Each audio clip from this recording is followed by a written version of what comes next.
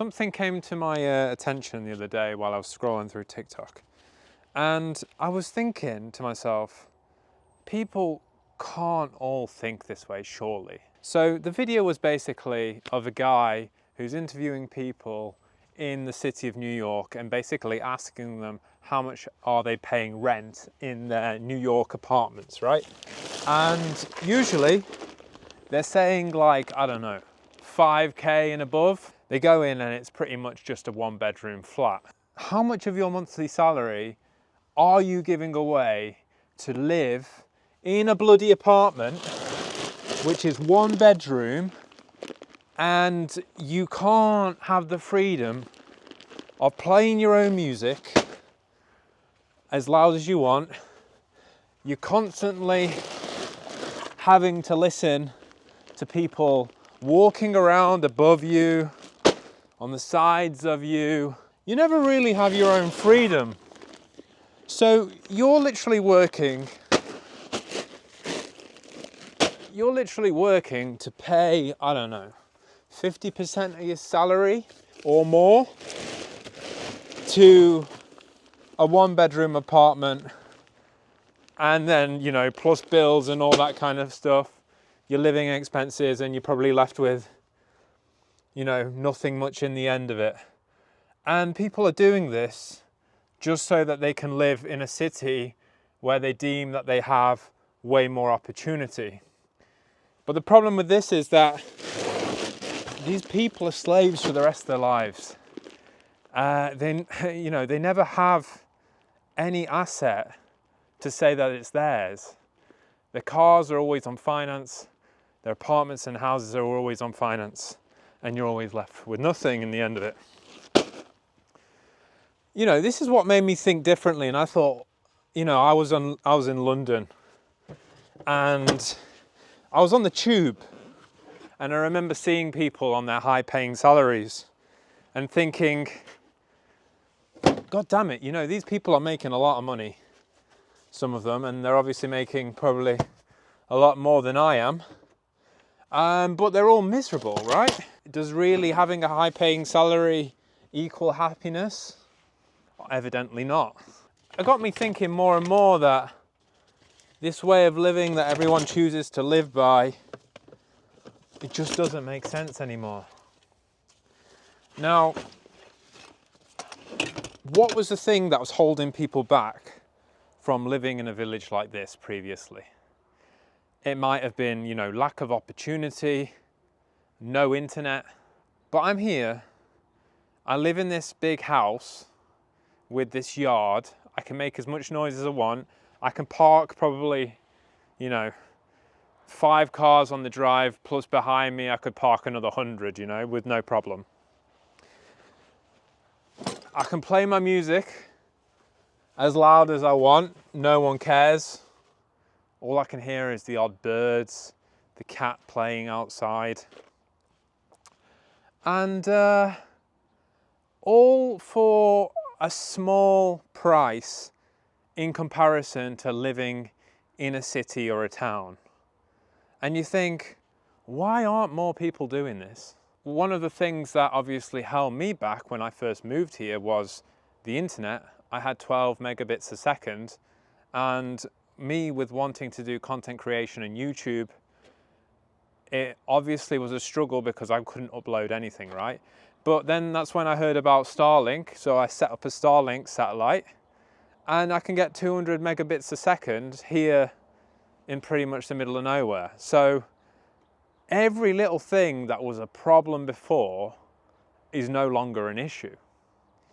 And that begs the question that why aren't people waking up to this absolute gem of an opportunity right now? I call this location arbitrage. And it might not be the right word for it. I don't really care. That's how I name it. And what location arbitrage is that instead of paying a high price and pretty much paying a mortgage for the rest of your life in the country that you are, is that you move to another country and take advantage of the price of something that is a lot, you know, that you wouldn't even be able to, you know, for the price of this house, I wasn't able to buy a garage in the UK for. Do you know what I mean? So you arbitrage your location, you pay for your house all at once, you have no mortgage. That then gives you the freedom to build on that. So the plan might be now that maybe one day I don't want to live in Croatia, you know, maybe I choose to move somewhere else. But what the great thing is that I've already got a place to stay. I've already got a house that's paid off in another country, right? I can stay here as long as I want. I don't have to worry about paying a mortgage.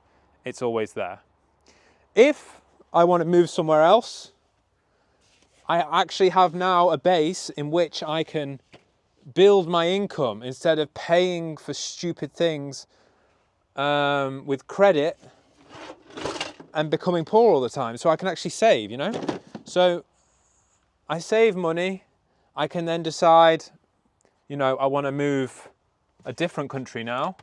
I now have money to play with. Or, you know, I can say, I'm going to rent a place in Thailand for a couple of months and experience what life is like there. I don't have to worry about a mortgage because I haven't got one. Okay, you might have the bills, but over here, I mean, we do use a lot of electricity. Pay around 150 euros a month on electricity. Pay about 40 euros a month on water. And heating, you're pretty much heating your house for about, I don't know, 3-4 months of the year. Which I've got these pellets that I've taken out of the van that you've just seen right now.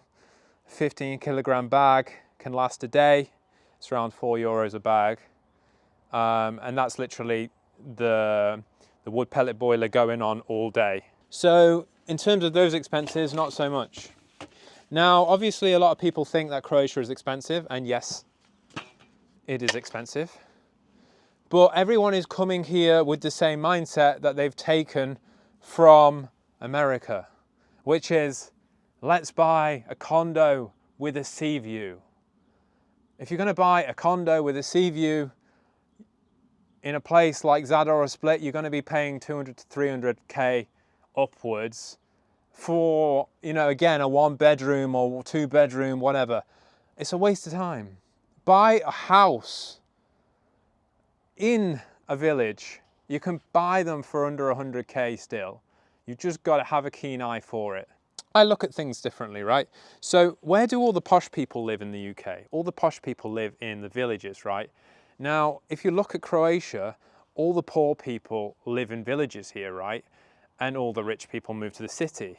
Now, I feel that there will be a time when things will turn around, and it will be the wealthy people that move to the villages, and the cities will be less desirable. If it doesn't have a flippening of any kind, which it may not, I do believe that the villages will gain a lot more value in the upcoming years because it's a no-brainer. But yeah, the reason I wanted to do this episode is basically to talk more about how you can gain more freedom in your life and what my plan towards gaining more freedom was. And it was exactly that. I knew that in the country that I was in, I would have to be paying a mortgage for the rest of my life. And I didn't want to do that. And I had to take sacrifices. So people might just think that, oh, you know, he's from UK, he built a business and he made lots of money and now he's able to buy a house outright and, you know, it's all good for him. I took sacrifices. I had never bought a house before this one. I'd never rented before this. I literally lived with my mum until I was 28, 29 years old. And that might seem crazy, but I had to do it because all the money that I was earning, I was pumping it into my plumbing business. I wasn't really earning any money to take home. It was all getting pumped back into the plumbing business. So what I took out of my $500,000 turnover business in the end was minimal. And it was minimal because the point I left it, it wasn't making profit, because all the profit was being reinvested into the business to make it grow. And I left it probably the worst time, because Corona had hit. At that point, the economy was bad, and everyone was telling me this is the wrong time to, sell up your shares and all that kind of stuff. But I didn't care. I didn't care at all. You know what? I can make money again. For me, the most important thing was my health and my mental health at that point, and I couldn't deal with where that country was going. I couldn't deal with the suffocation. I couldn't deal with that job of having to be there every day, every minute, jumping from one job to the other, 9 jobs a day, bending over backwards for people, and getting nothing from it in the end. So you know what? Life's too short. I decided I wanted to start working on the legacy I wanted to build, the legacy I wanted to architect for myself. It all starts with a vision. So if you imagine architecture, you've bought a piece of land, you want to build a house, right? You have to start with some kind of vision. Otherwise, what are you going to build on there? You could maybe get someone advice to build it, but would it be the way that you want it to be? No. So you always start with the vision of the property, the vision of the life that you want to create for yourself. The vision was I wanted to move to Croatia to have more freedom. I then created a plan around that. I meticulously planned out everything. The planning is what you want to create with that vision and how you plan on achieving it. Giving yourself timelines in order to know when that plan is going to come into fruition. So for instance, I said to myself, I'm going to plan to move to Croatia by the age I'm 30, okay? So 29 came up, and that was the point that Corona hit and all that kind of thing. And I was looking at my business and I was thinking, can I see myself in 1 year's time being able to step away from the business where I can run it from afar to be in Croatia at least part-time, half of the year or something? And the answer was no. I was still in the trenches. I was still not only directing the business, but I was on the tools day in, day out still. I knew it was impossible. I knew that it was impossible to make my goal a reality unless I did something drastic. So I did something drastic. I said, I can't see this happening. I can't see myself stepping away from this business, being able to own it from afar for at least 5 years, let's just say. Am I willing to wait 5 years? No, I'm not willing to wait 5 years. So the answer is simple.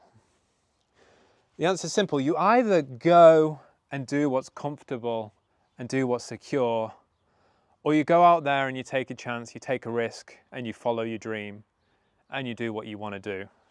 And that was a decision that I had.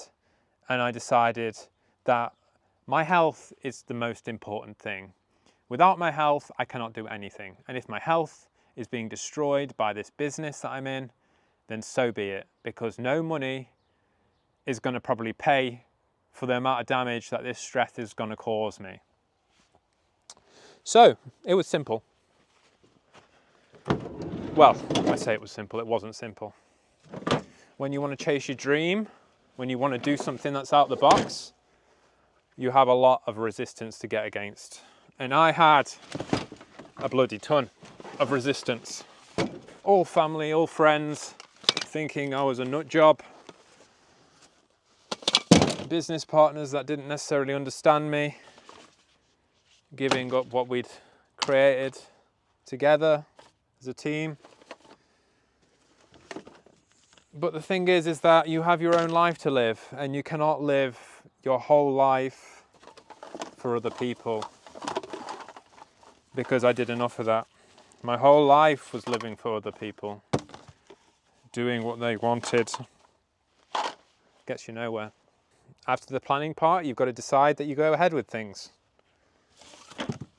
And this is where you come to the building.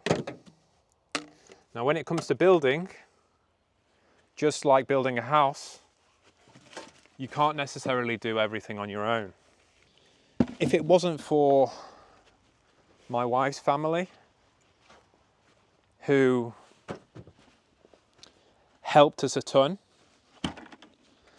You know, when I bought this house, I was completely naive. The house had no electricity, it had no water. I thought that I could get it connected to water and electricity within a month. And I was wrong.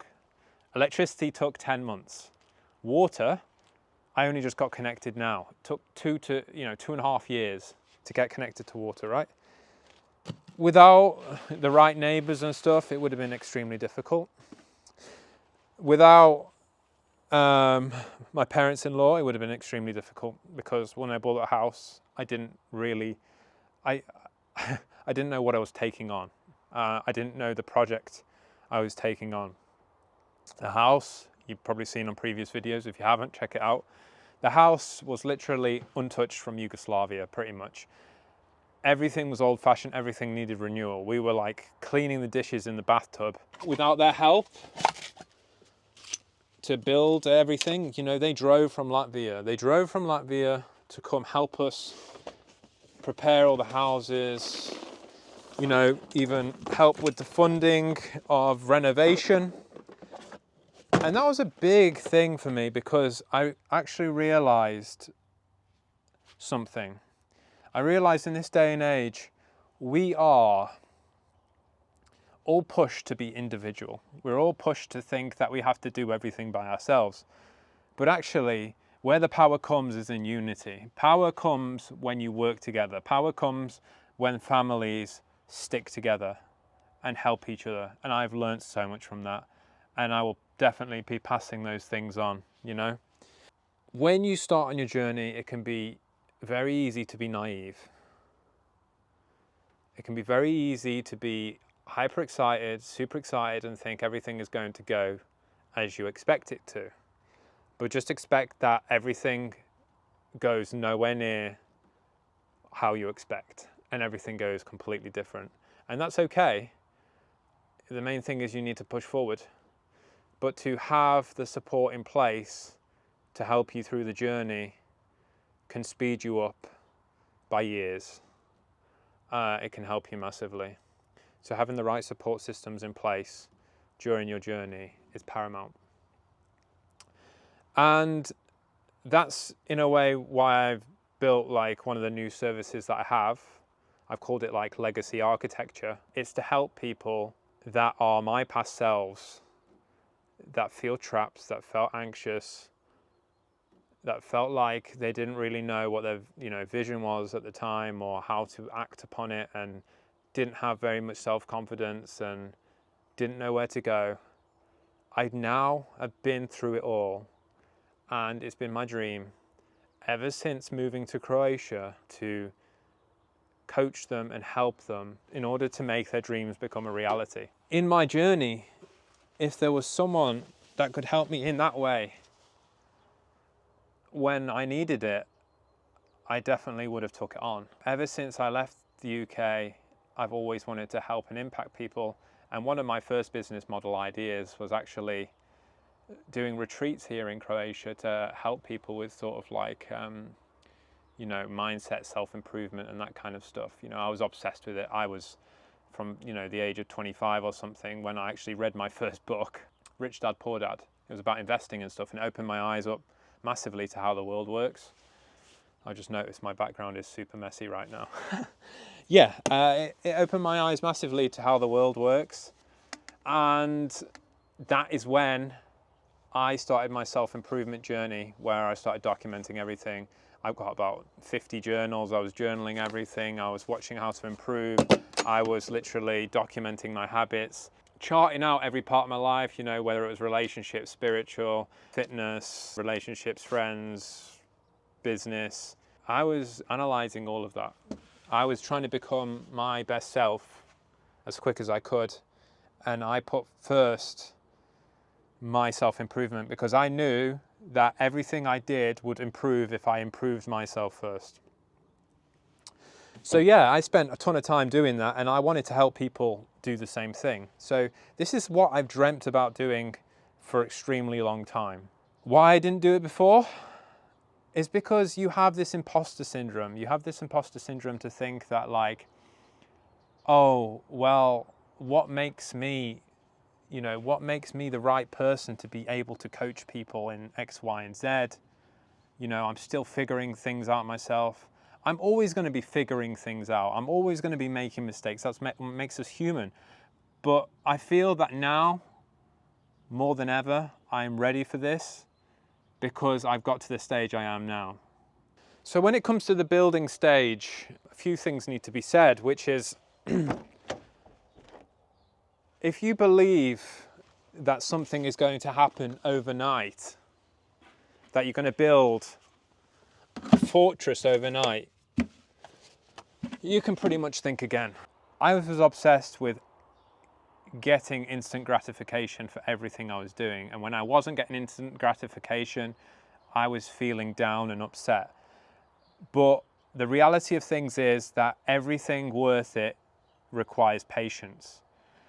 You could maybe buy like a mobile home, for instance, but one strong bura, one strong wind could potentially blow that away, okay? That's your instant gratification. Now, you build a sturdy cement base, you build a cement house, and there ain't no wind that's going to blow that over. But the thing with that is, it takes time, it takes blood, it takes sweat, it takes tears, and nothing happens overnight. And it's easy for us to compare with other people and think that everything happened easy, but we never see the full picture. So the main takeaway from this is that we measure progress. The progress is the thing that keeps us going.